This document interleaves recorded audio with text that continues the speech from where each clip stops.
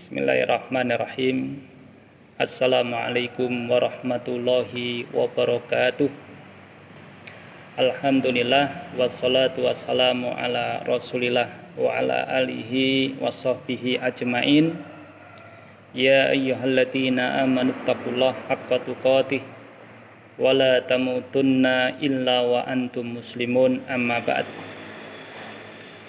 Saudara-saudariku fillah rahimani wa rahimakumullah, semoga antum semua dalam keadaan sehat walafiat, amin ya rabbal alamin.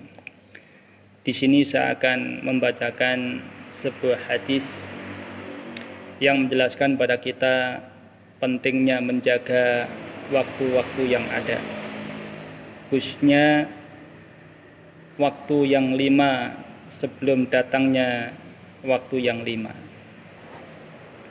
Saudara-saudariku fillah rahimani wa rahimakumullah, Nabi sallallahu alaihi wasallam bersabda, "Iqtanim khamsan qabla khamsin, syababaka qabla haramika, wa sihhataka qabla saqamika, wa ghinaka qabla fakrika, wa faraghaka qabla syaghlika, wa hayataka qabla mautika."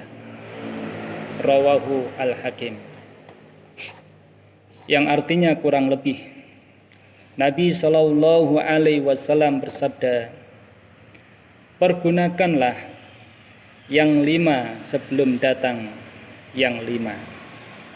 Pertama, masa mudamu sebelum datang masa tuamu. Kedua, masa sehatmu sebelum datang masa sakitmu. Ketiga, masa kayamu sebelum datang masa miskinmu. Keempat, masa luangmu sebelum datang masa sibukmu. Dan yang kelima, masa hidupmu sebelum datang masa kematianmu. Hadis ini diriwayatkan oleh Imam Al-Hakim dan Syekh Muhammad Nasiruddin Al-Albani rahimahullah ta'ala mensahihkannya. Saudara-saudariku fillah rahimani wa rahimakumullah, sesungguhnya sabda Nabi sallallahu alaihi wasallam ini adalah merupakan wasiat yang sangat penting dan menyeluruh, yang menunjukkan kepada kita kaum muslimin mengenai at-tariqus sahih, mengenai jalan yang benar. Saudara-saudariku fillah rahimani wa rahimakumullah, dengan demikian maka wajib bagi kita untuk memperhatikan, menjaga waktu-waktu yang ada, khususnya yaitu 5 waktu sebelum dan sesudahnya. Di sini Rasulullah Nabi sallallahu alaihi wasallam di dalam hadis tadi mengingatkan kepada kita agar kita mempergunakan waktu atau masa yang 5 sebelum datangnya yang 5. Yang pertama tadi disebutkan yaitu masa muda. Masa mudamu sebelum masa tuamu. Jika di saat kita masih muda, kita sudah malas untuk beribadah kepada Allah, tentu apa jadinya di saat kita sudah tua renta? Siapa yang menjamin kalau kita bisa giat beribadah kepada Allah Subhanahu wa ta'ala? Kemudian yang kedua, masa sehatmu sebelum datang masa sakitmu. Jika di saat sehat saja kita malas untuk menunaikan sholat 5 waktu atau sholat-sholat yang Allah perintahkan, siapa yang menjamin di saat kita terkapar, kita sakit, kita opname, apakah kita lebih giat beribadah sholat kepada Allah Subhanahu wa taala. Kemudian yang ketiga yaitu masa kayamu sebelum datang masa miskinmu. Di saat seseorang itu kaya, atau kitalah kalau seandainya Allah berikan kekayaan bagi kita, di masa kaya kita sudah bakhil, tidak mau bersedekah, tidak mau mendermakan sebagian rizki yang ada pada diri kita, lantas apa jadinya jika kita jatuh miskin? Apakah dengan kemiskinan yang kita alami nantinya kita rajin, kita giat untuk bersedekah? Oleh karena itu, saudara-saudariku fillah rahimani wa rahimakumullah, mumpung kita diberi kecukupan oleh Allah, mungkin di antara saudara-saudara kita memiliki harta yang melimpah, mohon untuk bisa berderma, bersedekah, menyantuni yang lainnya. Di saat ada masjid direnovasi atau dibangun, musola juga dibangun, bahkan gedung-gedung TPA, silahkan dibantu. Dan itu merupakan jariah panjenengan semua. Nabi Shallallahu Alaihi Wasallam bersabda, "Idza matal insan in qata'a amaluhu illa min salasin, shadaqatin jariyatin, au ilmin yuntafa'u bihi, au waladin salihin yad'u lahu, au kama qala sallallahu alaihi wasallam."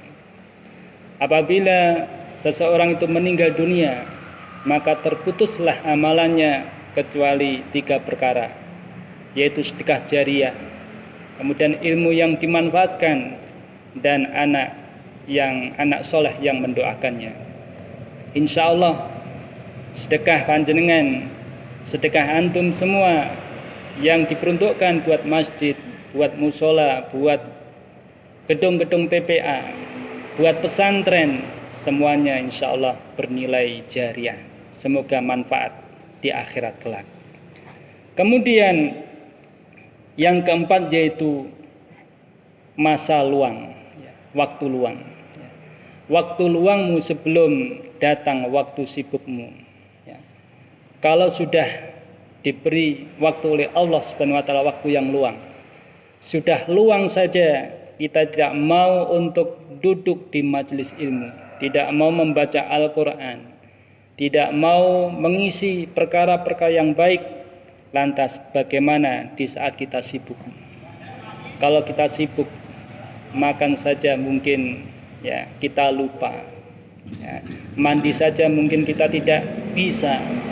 Apakah bisa beribadah kepada Allah? Apakah bisa di saat sibuk seperti itu kita bisa tolabul ilmi? Oleh karena itu, mari di saat kita diberi waktu yang luang oleh Allah, kita gunakan untuk yang sebaik-baiknya. Kemudian yang terakhir tadi disebutkan, yaitu masa hidupmu sebelum datang masa tua, sebelum datang masa kematian. Saudara-saudariku fillah rahimani wa rahimakumullah, kita teringat akan ayat Allah Subhanahu wa taala, ya ayyuhalladzina amanu taqullah wal tandur nafsum ma qaddamat liqad wattaqullaha innallaha khabirum bima ta'malun. Wahai orang-orang yang beriman, bertakwalah kepada Allah, dan hendaklah setiap diri memperhatikan apa yang telah diperbuatnya untuk hari esok, yaitu untuk akhirat. Wattaqullaha, dan bertakwalah kepada Allah, innallaha, sesungguhnya Allah, khabirum bima ta'malun, maha mengetahui apa yang kamu kerjakan. Quran surat Al-Hasr ayat 18. Saudara-saudariku fillah rahimani wa rahimakumullah, mumpung kita masih diberi kesempatan oleh Allah, diberi waktu yang luang, diberi kesehatan, dan di antara kita masih muda, mari kita gunakan sebaik-baiknya.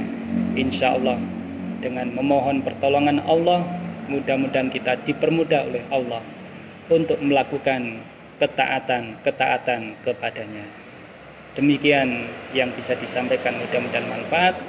Barakallahu fikum jami'an. Kita akhiri, subhanakallahumma wa bihamdika asyhadu an la ilaha illa anta astaghfiruka wa atubu ilaik. Wassalamualaikum warahmatullahi wabarakatuh.